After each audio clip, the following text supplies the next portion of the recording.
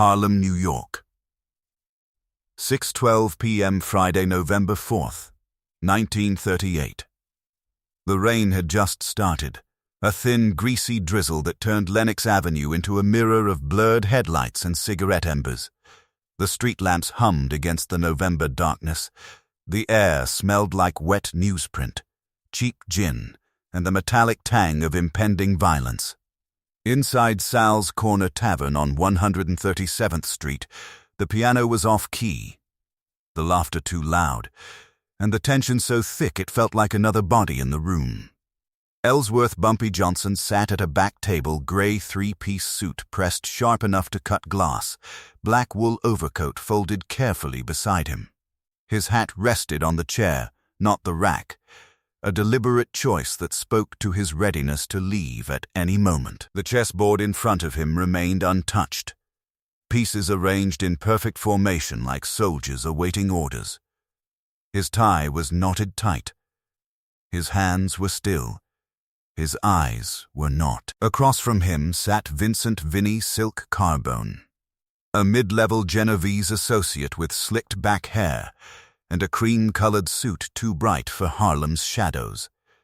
He controlled numbers, heroin, and protection rackets from Pleasant Avenue down to 110th Street, a man who confused geography with power, skin color with hierarchy. Tonight, he was here to collect what he believed was owed, a larger percentage of Bumpy's operation, backed by the threat of Italian muscle and corrupt police badges. The meeting had been civil until Carbone's true nature surfaced. The racial slurs started subtle, then grew bolder with each sip of whiskey. The bar's regular chatter dimmed as Carbone's voice rose, his soldiers flanking the exits like bookends of intimidation. But it was the moment he stood up, leaned across that table, and spat directly into Bumpy Johnson's face that the temperature in the room dropped 10 degrees. The saliva hit Bumpy's left cheek and slid down toward his jaw like a verdict. For 3 seconds, nobody breathed. Carbone's men expected an explosion, fists, gunfire, chaos. The bartender's hand froze on a glass. A woman near the jukebox stopped mid-laugh. Even the piano went silent. Instead, Bumpy reached into his pocket with 2 fingers, pulled out a white linen handkerchief, wiped his face with the precision of a man cleaning his reading glasses, folded the handkerchief, placed it on the table like evidence in a trial. When he finally spoke, his voice was barely above a whisper, but it carried the weight of a judge's gavel. 24 hours. Carbone laughed, short and ugly. 24 hours for what? For you to remember your place? Bumpy stood slowly, buttoned his jacket, and checked his pocket watch. 6:14 p.m. For you to leave New York. Take your family. Take your money. Get on a train. Because if I see you after 6:14 tomorrow evening, they'll need dental records to identify what's left. The ultimatum hung in the air like smoke. Carbone smirked, turned his back on Bumpy in front of the entire bar, another calculated disrespect. You don't scare me, Johnson. This city speaks Italian now. What Carbone didn't see was the small nod Bumpy gave to a man near the jukebox, another by the door, a kid playing dice in the corner. The room shifted gently, like a machine coming online. Outside, the church bell on 138th Street marked the quarter hour. 23 hours and 46 minutes later, Vincent Carbone would be found in the trunk of his own Cadillac at the bottom of the East River. In his jacket pocket, investigators would discover a note written in steady, careful handwriting. Time's up. Respect. Earned. The story of how Vincent "Vinny" Silk Carbone lost everything is a warning that history has tried to hide. If you enjoy these deep dives into the underworld, you can support the channel by buying me a coffee using the link in the description. Your support keeps these investigations alive. Now, let's go back to November 4th, 1938, and the phone call that turned Harlem into a hunting ground. 6:17 p.m. The rain had turned vicious by the time Ellsworth Bumpy Johnson reached Edgecombe Avenue, each drop hitting the pavement like a judge's gavel announcing sentence after sentence. His shoes, polished that morning to a mirror shine, now carried the grime of Lenox Avenue and every block between the tavern and this moment. The walk took 11 minutes. He counted every second. Each step was deliberate, measured, the kind of walk a man takes when he's already made his decision and is simply moving his body to catch up with his mind. The insult remained on his skin long after the linen handkerchief had wiped it away. In his mind, the scene replayed with forensic clarity. The smirk, the spit, the laughter. It did not stir rage. It triggered something colder, more precise. Calculation. Madame Stephanie St. Clair's townhouse sat like a fortress at 409 Edgecombe Avenue, 4 stories of brownstone that housed the brain of Harlem's numbers empire. The windows glowed warm against the November darkness, cutting through the storm like beacons of power. Bumpy didn't knock. He never knocked at Stephanie's. The door opened before his hand reached the brass handle, her butler stepping aside without a word. Solomon was a man who'd killed 3 men in the Great War and had seen that look on Bumpy's face before. It meant blood was coming, just a matter of whose. Stephanie sat in her parlor, surrounded by French antiques and the scent of expensive lavender water. Ledgers spread across a mahogany desk that had once belonged to a railroad baron. She was 53 years old, French Caribbean with an accent sharpened by decades in New York, and eyes that could calculate profit margins and detect lies in the same glance. A cigarette burned in a crystal ashtray. She didn't look up when Bumpy entered, but her pen stopped moving mid-calculation. That's how she knew. Bumpy Johnson never interrupted her accounting unless the world was about to shift on its axis. He told her everything in 90 seconds, his tone flat, almost clinical. The meeting, the demand for a bigger take, the escalation, the racial slurs, the spit. When he finished describing how Carbone had turned his back in front of the entire room, broadcasting dominance to every watching eye, Stephanie set down her pen with the precision of a surgeon, placing a scalpel. She had built an empire before most men in Harlem knew what a policy slip was. She had seen white ward healers, black preachers, Tammany politicians, and Italian gangsters all try to bend Harlem to their will. Most had failed. The ones who didn't had learned to negotiate with her. She understood the dimensions of this crime immediately. In their world, business disputes could be negotiated, percentages could be argued, territory could be redrawn. But public humiliation, layered with racist contempt, was something else entirely. That kind of insult didn't just target a man. It targeted his standing, his authority, his ability to enforce order. Stephanie studied him for a long moment, reading the controlled fury in his stillness, the violence contained behind his perfect posture. Then she stood, walked to a locked cabinet, and pulled out a black leather address book that contained more power than most men would accumulate in 10 lifetimes. She spoke the warning that hung between them like smoke. Touch an Italian, you touch the commission. Lucky won't like this. Costello won't like this. Her voice lacked drama. It was simple fact. The Italian commission was not a rumor. It was an unspoken government of organized crime. Luciano, Costello, Mangano, and the rest. They maintained order with quiet brutality and decisive exterminations of those who crossed their boundaries. Bumpy's answer came without hesitation, his voice barely above a whisper but carrying the weight of inevitability. Then they should have taught him manners. The line was not bravado. It was a statement of policy. There was no path where Bumpy could walk away from this. Compromise would not save him. Only overwhelming response, executed with precision, would restore the balance.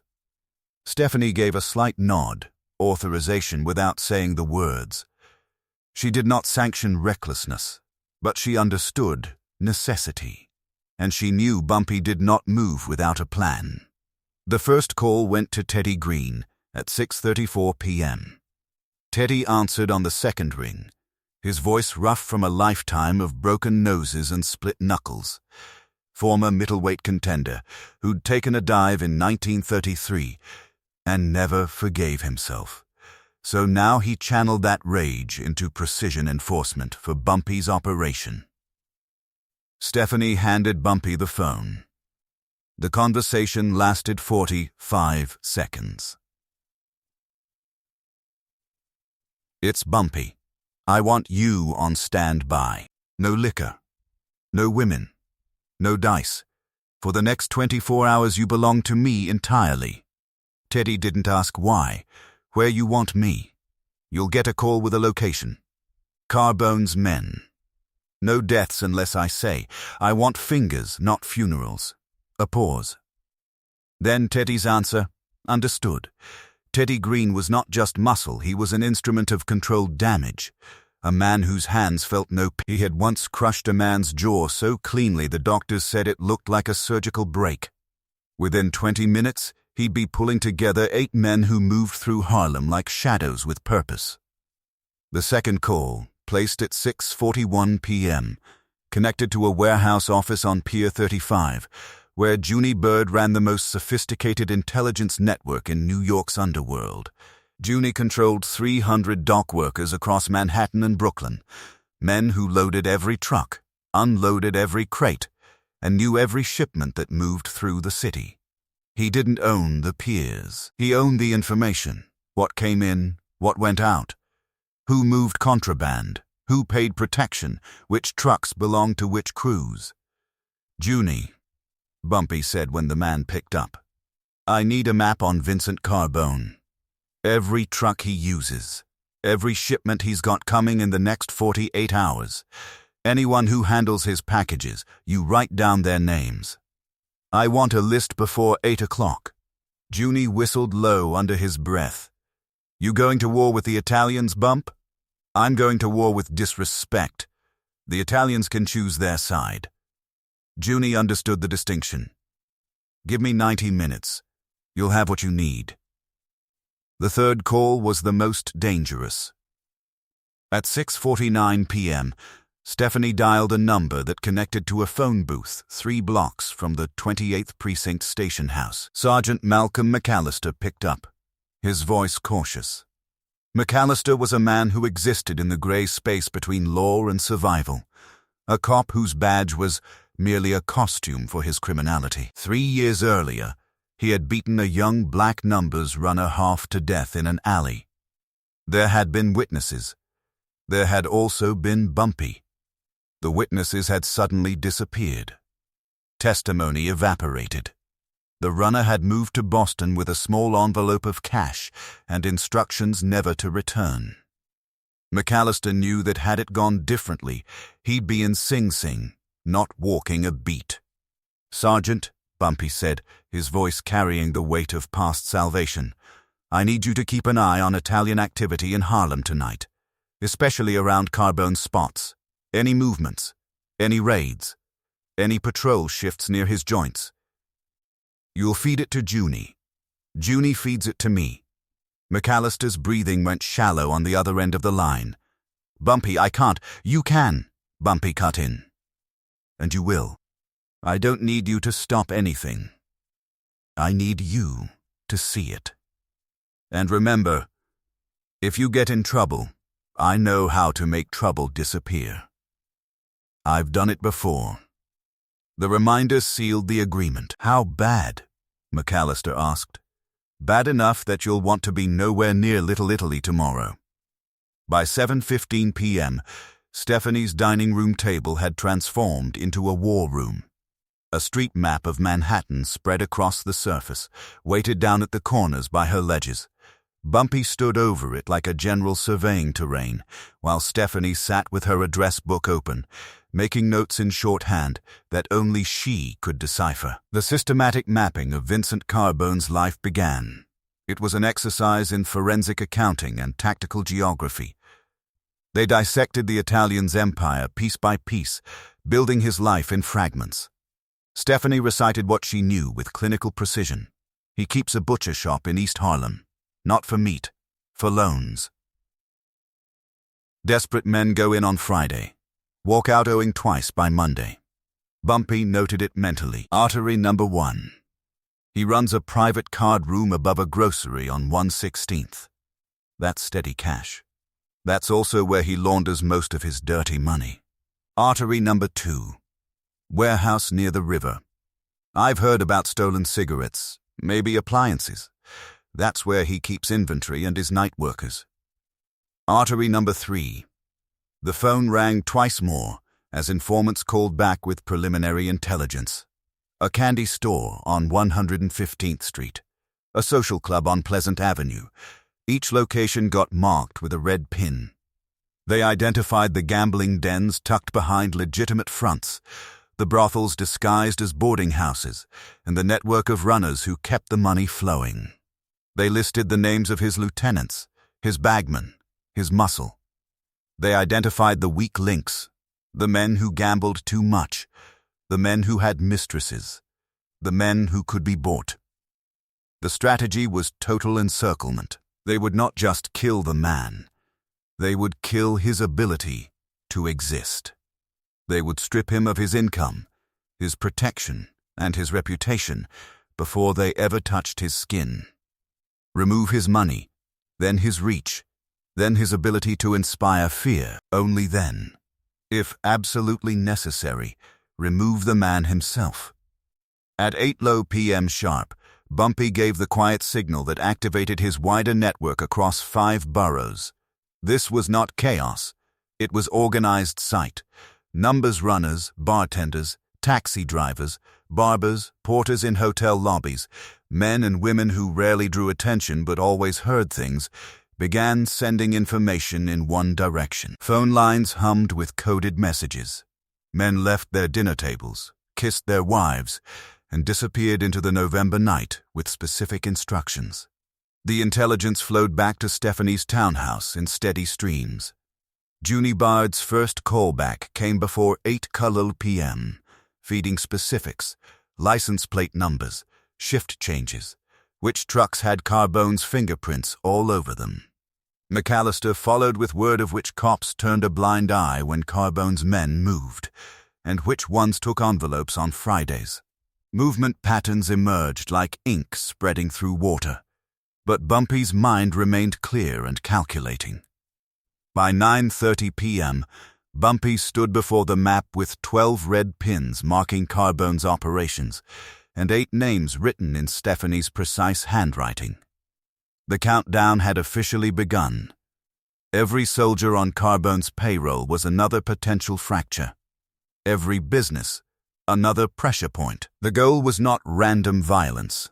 It was targeted disassembly, executed with surgical precision. Somewhere across town, in the Palermo Social Club on Pleasant Avenue, Vincent "Vinny" Silk Carbone was raising a glass of expensive scotch, bragging to his men about how he had put the colored boss in his place. Laughter answered him. Confidence wrapped itself around him like armor. He believed the night belonged to him, recounting the story of the spit to sycophants who toasted his bravery. He had no idea that his reputation, his business, and his security were being dissected with clinical precision in a townhouse 3 miles away. He did not know that his name was currently being written in red ink on a piece of paper in Sugar Hill. The countdown Bumpy had declared in that bar was not a threat. It was now a schedule. The machine was online, and every second that passed pulled Carbone closer to a reckoning he still didn't believe was possible. The clock on Stephanie's mantle showed 22 hours and 44 minutes remaining. Bumpy checked his pocket watch against it, nodded once, and began giving orders that would turn Harlem into a hunting ground. 10:15 p.m. Junie Bard arrived at Stephanie's townhouse, carrying intelligence that smelled like diesel fuel and salt water. The permanent scent of the docks absorbed into his leather satchel. He was a wiry man whose calloused hands had learned to read shipping manifests in 3 languages, a skill more valuable than any weapon in the information economy of organized crime. When he spread his notes across Stephanie's mahogany table, the papers revealed Vincent Carbone's financial anatomy, laid bare in dock receipts and pencil scratches. The intelligence was devastating in its completeness. 4 gambling operations generating between $300 and $800 weekly each, depending on the desperation of the players and the season's luck. The crown jewel was a private card room above Gino's Grocery on 116th Street, where city workers and mid-level wise guys lost their paychecks to professionals who knew how to read tells and stack decks. 2 brothels masquerading as boarding houses. One on 114th Street, servicing dock workers and low-level politicians. Another on 118th, catering to a higher class of criminal who paid premium rates for discretion. A butcher shop on Pleasant Avenue that rarely sold meat but always had cash, where desperate men walked in broke and walked out holding envelopes they couldn't afford, already behind on payments the second they signed their names. And the warehouse near Pier 9, sitting on a mountain of stolen cigarettes and hijacked liquor worth $40,000, feeding smaller shopkeepers who'd become dependent on Carbone's discounted supply. Junie traced the money flow with his finger, connecting dots that revealed the circulation system keeping Carbone's empire alive. The gambling dens fed cash to the brothels for protection payments. The brothels kicked up to the butcher shop, which laundered everything through fake meat sales recorded in ledgers that would fool casual auditors.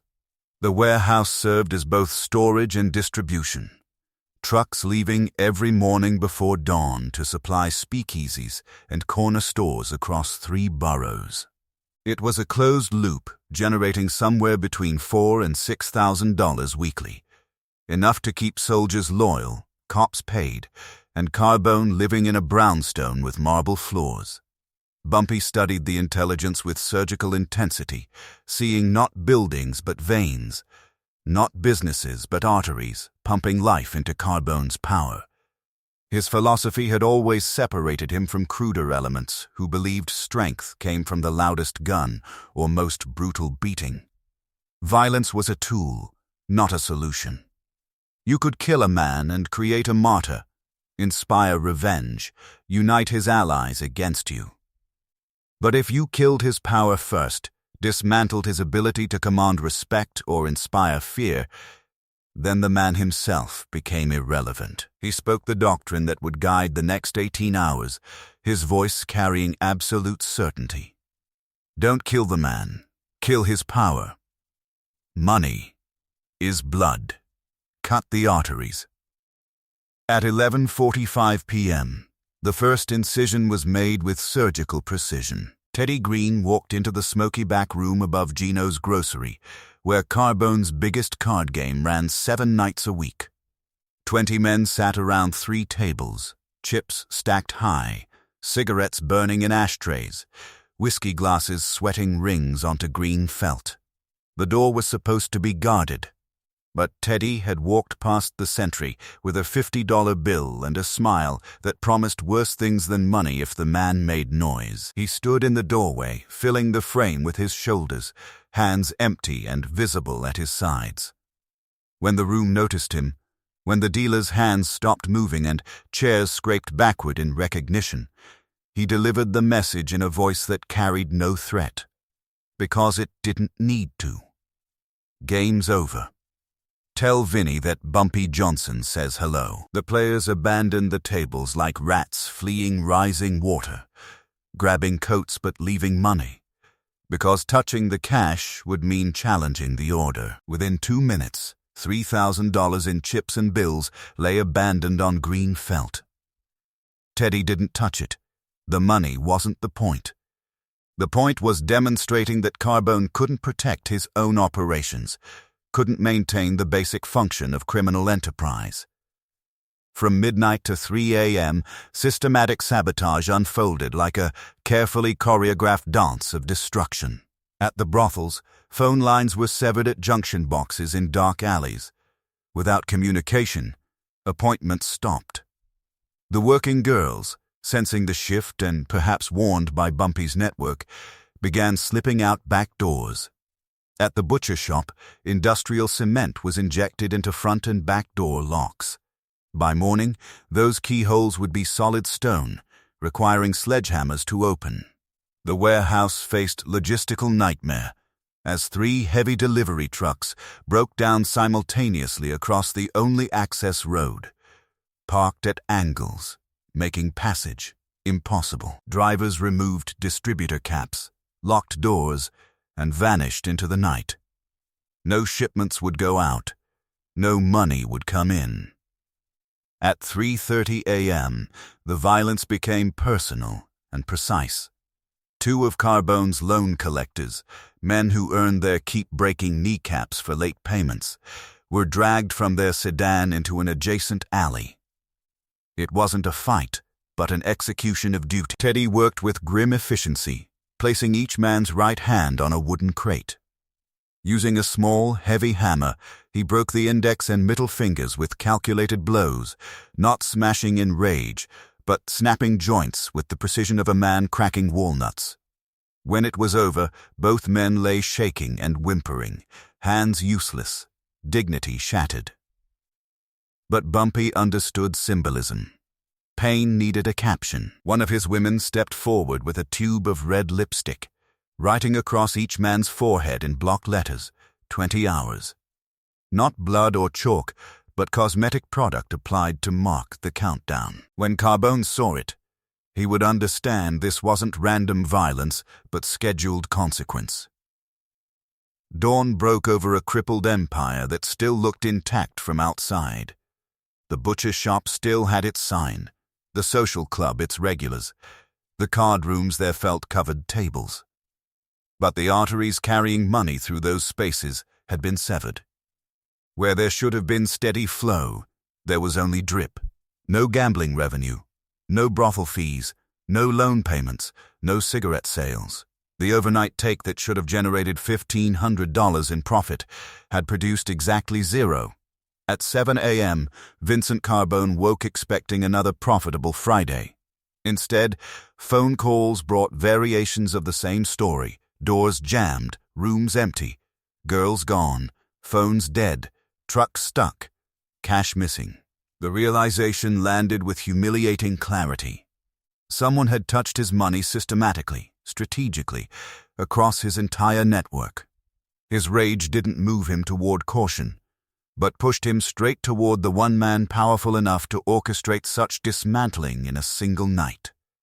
To Carbone's mind, this wasn't a warning but an affront, an attack on his right to do business, an insult layered atop the one he'd already delivered.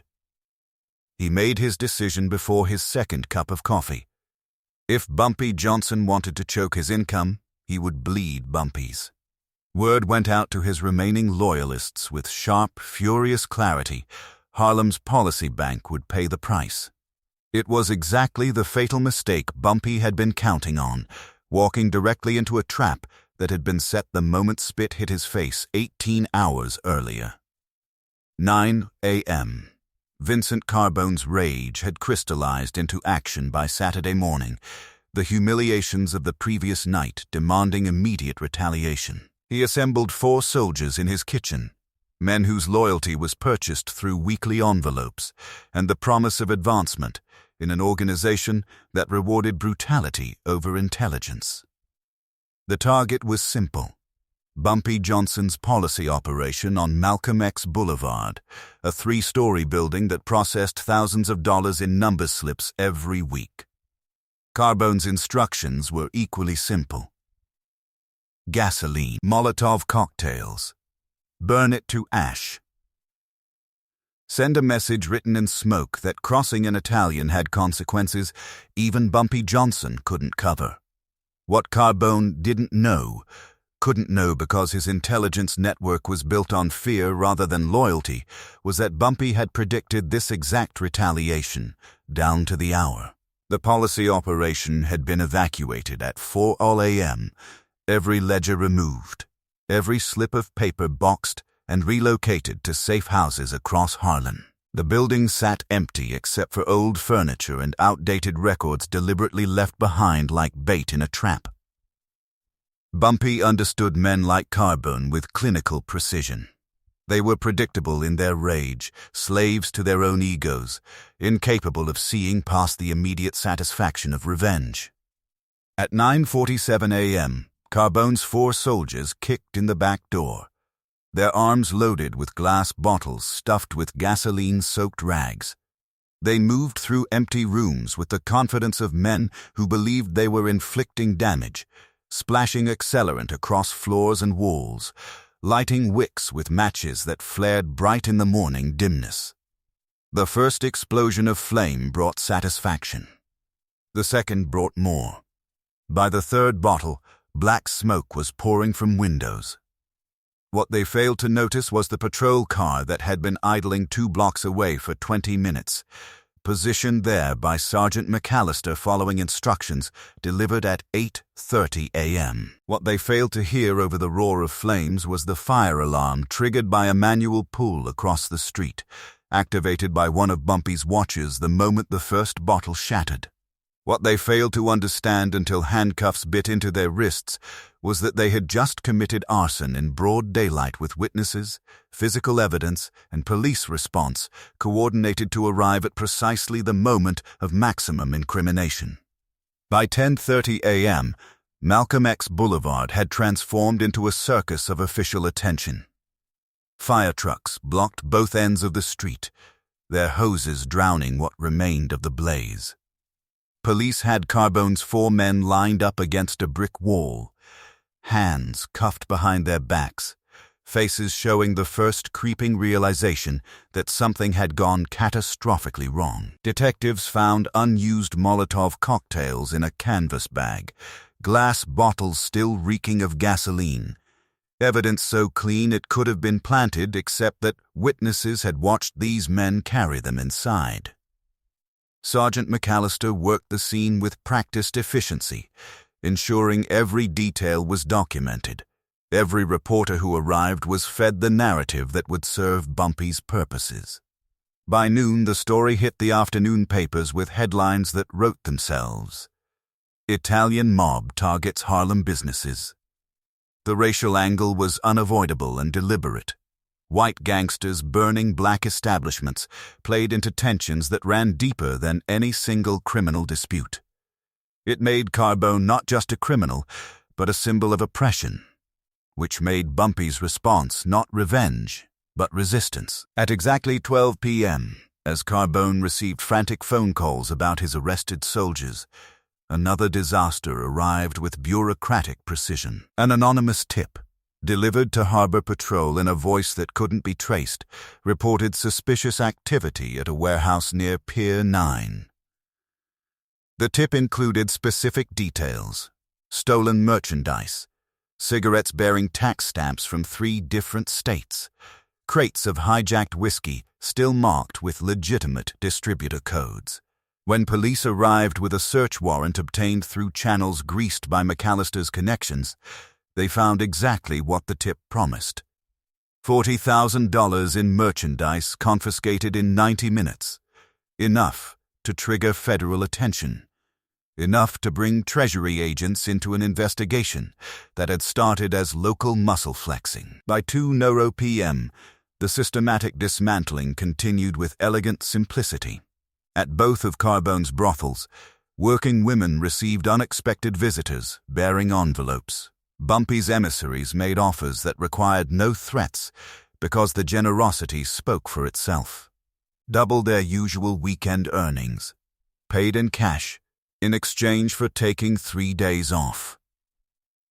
Within 90 minutes, both establishments were empty.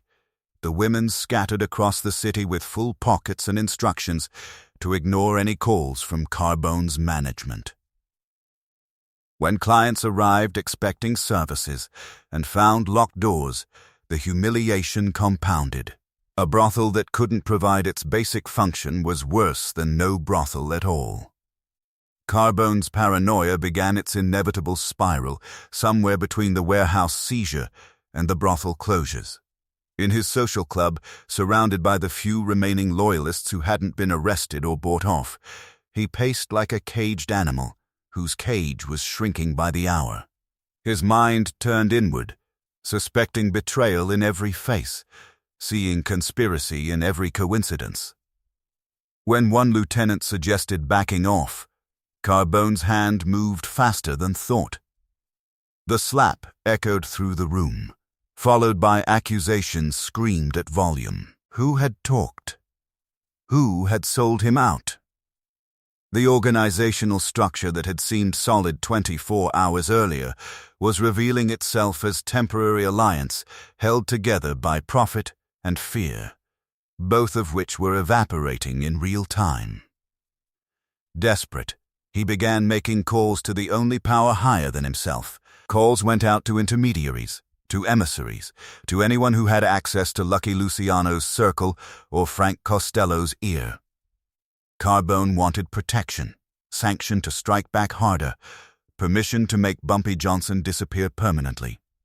At 4:00 p.m., the final word came back through intermediaries who specialized in delivering bad news without taking responsibility for it. Lucky Luciano's people wouldn't take Carbone's calls. Not today. Not tomorrow. Not until this situation resolved itself. The message was clear to anyone fluent in underworld diplomacy. Carbone had created this mess through his own arrogance, and the Commission had decided he would face the consequences without their protection. They had made quiet inquiries. They understood that Carbone had committed the unforgivable sin of public disrespect, followed by incompetent retaliation. The realization hit Carbone with the force of a physical blow. He had been cut loose. The institutional power he'd relied on, the Italian network that was supposed to protect its own, had made a strategic decision to let Bumpy Johnson finish what Carbone had started. Bumpy had somehow done in 18 hours what should have been impossible, isolated an Italian mobster from Italian protection, turned him into an acceptable sacrifice, and received unofficial sanction to complete his dismantling. Carbone sat in his social club as afternoon light slanted through windows, surrounded by nervous soldiers whose loyalty was measured in hours now rather than years, holding a phone that connected to nothing but silence. The trap had closed completely, and he was only beginning to understand that he'd been caught since the moment he'd spit in Bumpy's face. 5 p.m.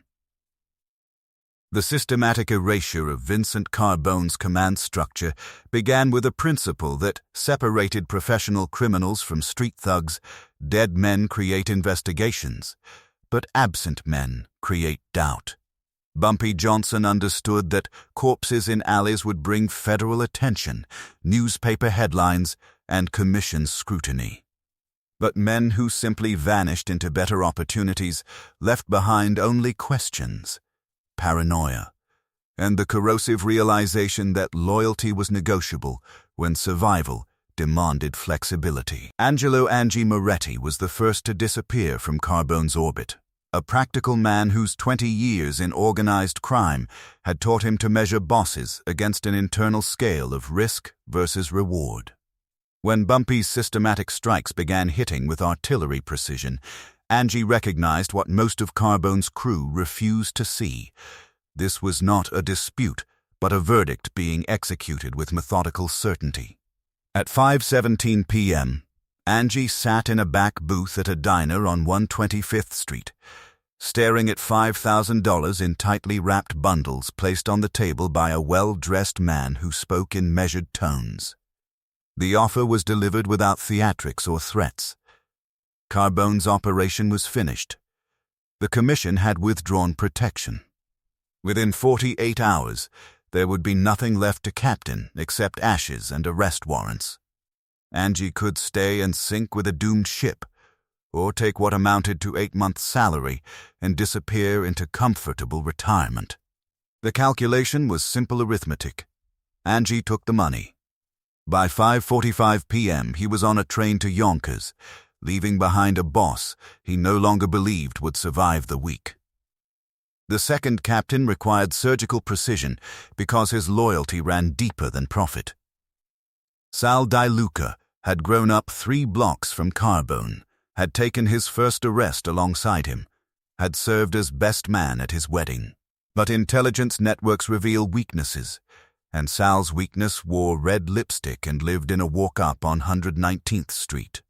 Marisol Santos, a light-skinned Cuban with expensive tastes and dreams bigger than a gangster's mistress could typically afford. At 5:30 p.m., Marisol answered her door to find a woman holding travel documents and speaking in calm, professional tones. Inside the envelope was a new identity, a train ticket to Philadelphia, and a bank account containing enough money to start over legitimately. The woman explained that certain people understood Marisol's precarious situation and were offering an exit.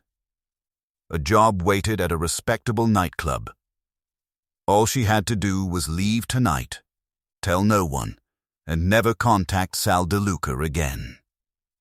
Marisol had been a showgirl before becoming a mistress. She understood when opportunity knocked, and when questioning it was dangerous. By 6:30 p.m., she was gone, vanished like smoke, taking with her the one thing that made Sal's criminal existence bearable. When Sal discovered the empty apartment that evening, the message was unmistakable. Bumpy Johnson could reach into anyone's personal life and extract what mattered most. By 6 p.m., Carbone recognized the pattern of systematic abandonment. His captains were evaporating like morning fog, and he couldn't determine if they'd been killed, bought, or simply fled in self-preservation. The paranoia that had started as suspicion metastasized into certainty. He was being hollowed out from within, his organizational structure collapsing not through violence, but through the simple mathematics of survival. The realization triggered desperate action. He arranged for his wife and 2 daughters to be driven to relatives in Newark, packing them into a sedan with hurried explanations about temporary business trouble. His wife begged him to come with them, reading the fear in his eyes that he couldn't quite hide behind false confidence.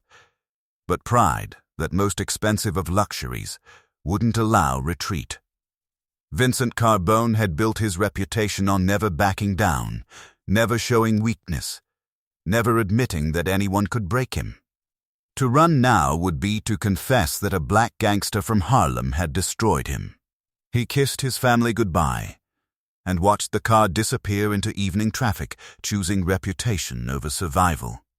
At 7:30 p.m., his last functioning gambling operation suffered the same fate as the rest of his empire. The basement card room beneath Torino's barbershop on 115th Street received an anonymous bomb threat called into the 28th Precinct. The building was evacuated with efficient panic. Fire trucks arrived just as the electrical fire started in the basement wiring, flames that consumed gambling tables and ledgers with suspicious precision before spreading enough to damage the legitimate business above. The official report would blame faulty wiring. The unofficial truth was more surgical, targeted destruction that eliminated income without creating martyrs. At 8:00 p.m., a package arrived at the Palermo Social Club, delivered by a boy who accepted a $1 tip and vanished before questions could be asked. Inside the plain brown wrapper lay the white linen handkerchief Bumpy had used to wipe spit from his face 26 hours earlier. The fabric was now stained with a single drop of dried blood, folded around a .38 caliber bullet that gleamed under the club's dim lighting. No note accompanied the package because none was necessary. The symbolism was self-explanatory, the insult remembered, violence promised, death scheduled at the sender's convenience. Carbone held the bullet in his palm, feeling its weight, understanding its meaning. This was not a threat, but an announcement. Bumpy Johnson was declaring the final act with the courtesy of advance notice, giving Carbone time to contemplate his approaching irrelevance. The psychological warfare was more effective than any beating. His hands shook as he poured scotch into a glass, the amber liquid sloshing over the rim. By 9:00 p.m., the social club had emptied except for Carbone himself. His remaining soldiers had found excuses to leave early, their loyalty finally exhausted by relentless disaster. He sat alone at a table scarred by decades of card games and violent negotiations, a bottle of expensive scotch within reach, a loaded revolver resting beside the bullet like evidence in his own trial. The empire he'd built over 15 years had been dismantled in 24 hours through systematic precision that left him gasping like a fish pulled from water. The scotch and solitude produced dangerous clarity. His money was gone. His soldiers were scattered. His protection had evaporated. His reputation was destroyed. The newspapers would run stories about Italian mob incompetence. The streets would tell tales of how Bumpy Johnson had broken a made man without firing a shot. He had two choices: run and live as a humiliated exile, or fight and die with whatever dignity remained. Pride made the decision for him. If his future was foreclosed, if his empire was ashes, if his name was becoming a cautionary tale, then he would at least control the manner of his ending. He would kill Bumpy Johnson himself, not through intermediaries or hired guns, but personally, face to face, restoring honor through the oldest code available to desperate men. At 10:00 p.m., Vincent Carbone stood, checked his revolver's cylinder, and walked into the Harlem night with the grim certainty of a man who had already accepted his own death but refused to face it passively. What he couldn't know, couldn't understand because his intelligence network had been systematically destroyed, was that this decision was the final tumbler clicking into place in a lock Bumpy Johnson had been picking since the moment spit hit his face. Every move over the past 24 hours had been designed to produce this exact moment. A desperate, isolated man making a predictable choice, walking directly into a trap constructed with the patience of a master strategist who understood that the most effective way to destroy an enemy was to let them destroy themselves. Carbone believed he was choosing the battlefield. In reality, he was being herded toward his own execution, and the shepherd had been waiting 20 hours for him to make exactly this choice. 10:45 p.m. The November rain had stopped, leaving Harlem's streets slick and reflecting the amber glow of streetlights like mirrors of judgment.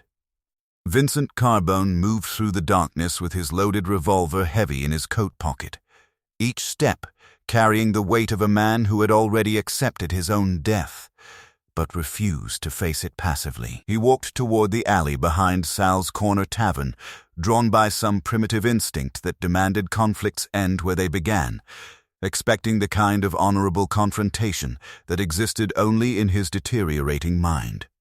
The alley stretched before him like a tunnel into verdict, lit by a single bulb above a service door that cast harsh shadows across wet brick walls. He had imagined an ambush, a gathering of Harlem faces ready to witness his final stand, perhaps even a chance to take Bumpy Johnson with him into whatever waited beyond. Instead, he found emptiness broken only by one figure leaning against the far wall with the casual patience of a gravedigger who knew exactly when the funeral would begin. Teddy Green stood motionless, massive shoulders relaxed, hands visible and empty at his sides. No weapons drawn, no threatening posture, just the quiet confidence of a man delivering a message that had already been written in stone. When he spoke, his voice carried no malice, only the flat certainty of completed business. You chose pride over survival. Before Carbone could process the meaning, Before he could draw the revolver that suddenly felt useless in his trembling hand, movement emerged from the shadows. Not strangers. Not Bumpy's soldiers.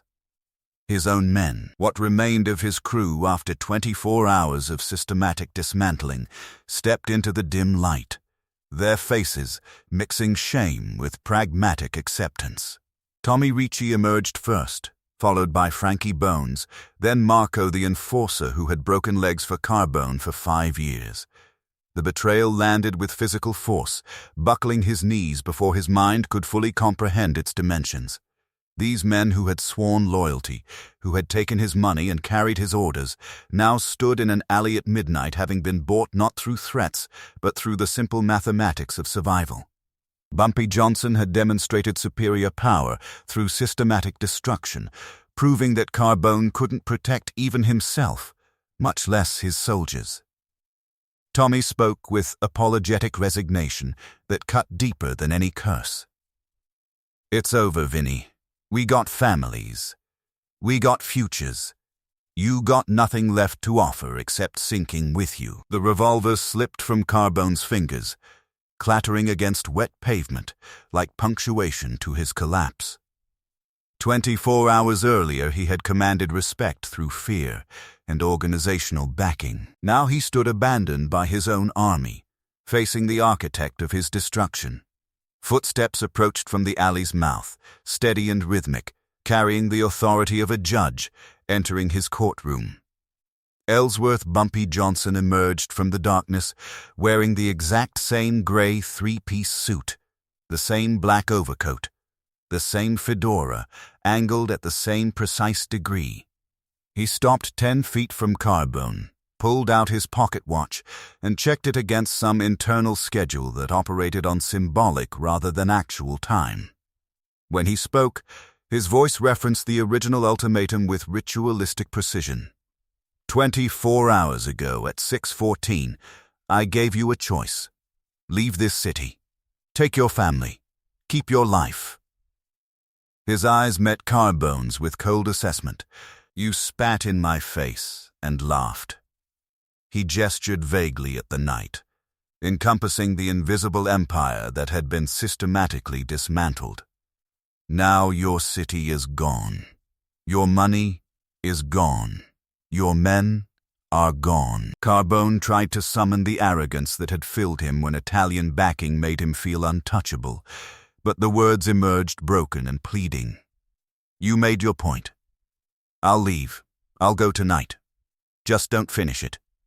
Bumpy continued as if Carbone hadn't spoken, delivering the lesson this entire 24 hours had been designed to teach. I don't kill men unless I have to.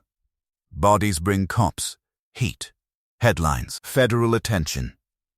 Commission scrutiny. He took a step closer, invading Carbone's personal space with terrifying confidence. I erase them. Their money, their reputation, their ability to make moves. That's more terrifying than any bullet. The philosophy revealed itself with brutal clarity. This had never been about murder, but about demonstration. Bumpy had proven he could dismantle an entire criminal operation through intelligence, strategy, and superior understanding of human nature. He had turned Carbone's soldiers, destroyed his income, isolated him from protection, and forced him into this alley through entirely predictable choices. The violence had been minimal. The psychological destruction was total.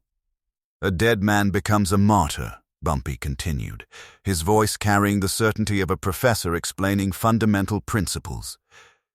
Inspires revenge, creates obligations. But an erased man? He becomes a cautionary tale. A ghost story criminals tell each other about what happens when you mistake geography for power. Carbone's legs gave out completely, dropping him to his knees on wet pavement. The position was involuntary, his body surrendering before his mind could protest. He looked up at Bumpy through tears he couldn't control, all pretense of gangster dignity abandoned. Please, I got a wife. Kids. I'll disappear. You'll never see me again. Bumpy nodded once to Teddy, who stepped forward and dropped a plain envelope at Carbone's feet. It landed in a puddle, water soaking into the paper, but not destroying its contents. Inside was a one-way train ticket to Chicago, departing at 1:34 a.m., and $500 in mixed bills. Enough to start over in humiliating obscurity.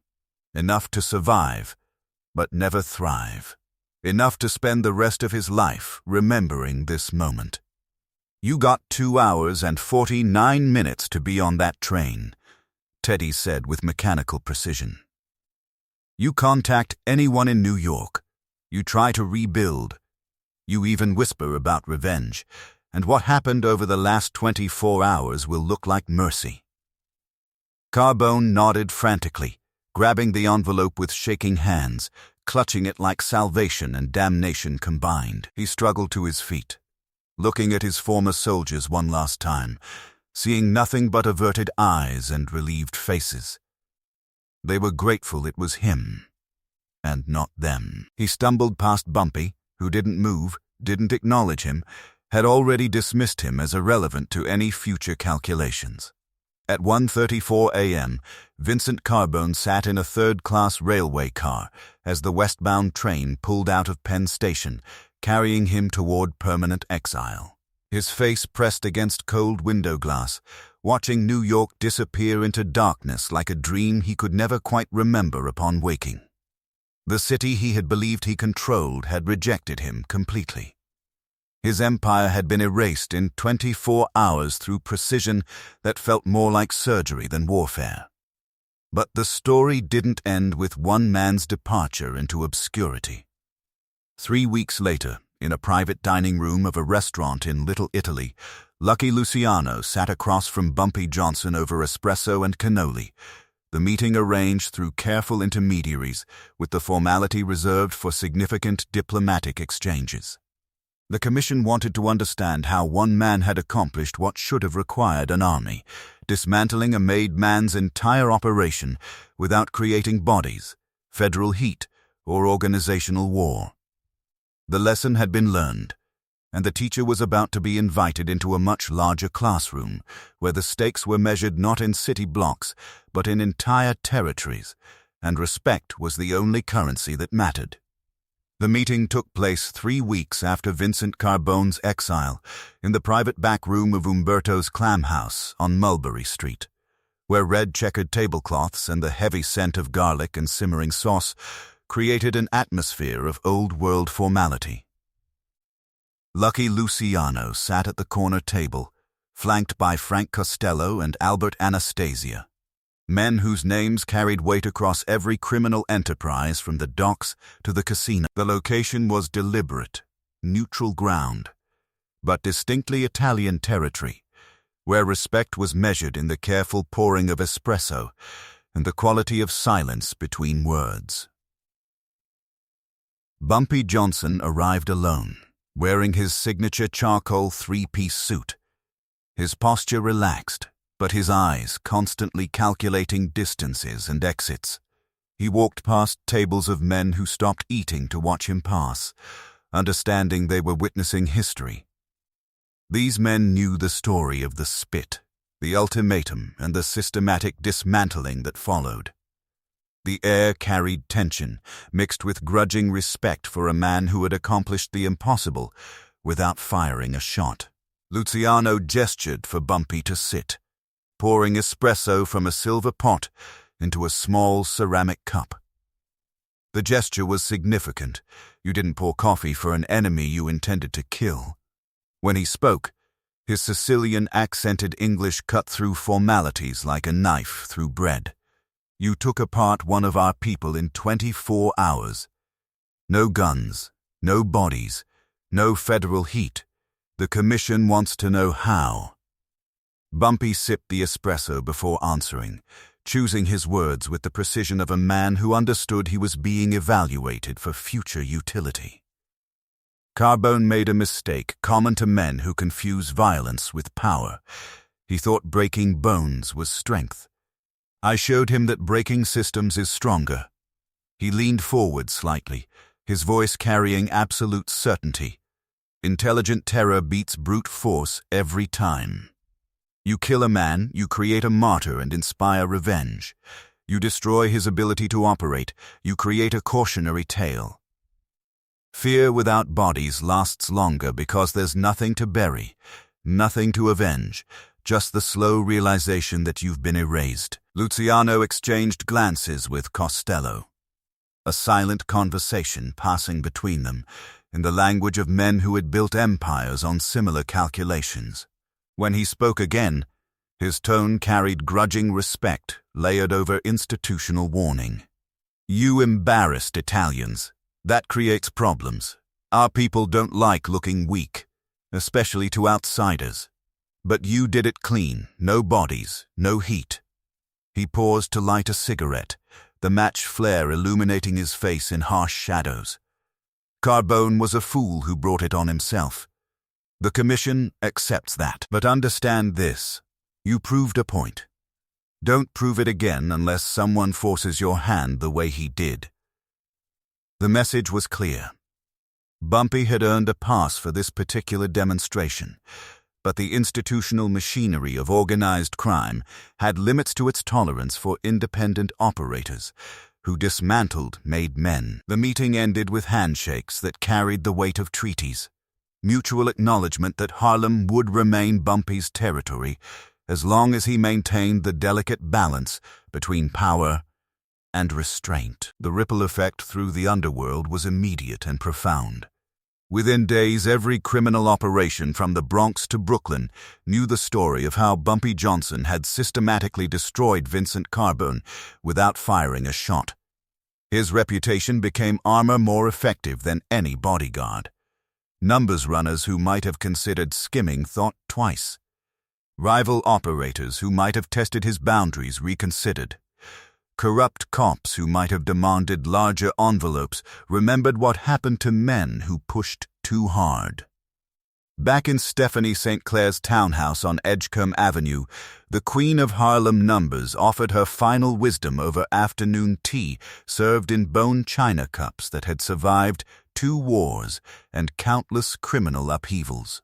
She studied Bumpy with eyes that had seen empires rise and fall. You proved intelligence beats brutality. That's a lesson most criminals never learn, because they're too busy being criminals. She set down her teacup with deliberate precision. But remember this, Ellsworth, the higher you climb, the harder they try to pull you down. You've made yourself a legend. Legends attract challenges. What emerged from those days was a blueprint that would define Bumpy Johnson's rule for the next 3 decades. Systematic, precise, overwhelming response to disrespect. Not random violence. Not emotional outbursts. Calculated consequences delivered with surgical precision.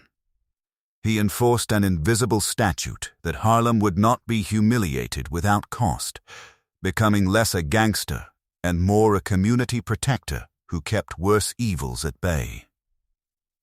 On a quiet Sunday morning in December 1938, Bumpy walked through Harlem as church bells rang across the neighborhood. He moved down Lenox Avenue in his 3-piece suit, nodding to shopkeepers, tipping his hat to women in their Sunday finest, stopping to give $1 to a kid selling newspapers. To the casual observer, he was simply another well-dressed man.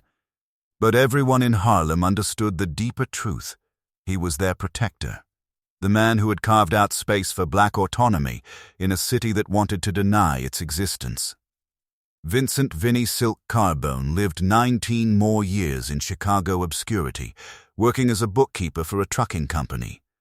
He never returned to New York. He never spoke about what happened during those 24 hours in November 1938. Some humiliations cut too deep for words, burrowing into a man's identity and reshaping everything he believes about power and survival.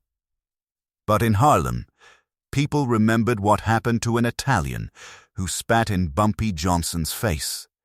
And more importantly, they remembered that no one ever did it again.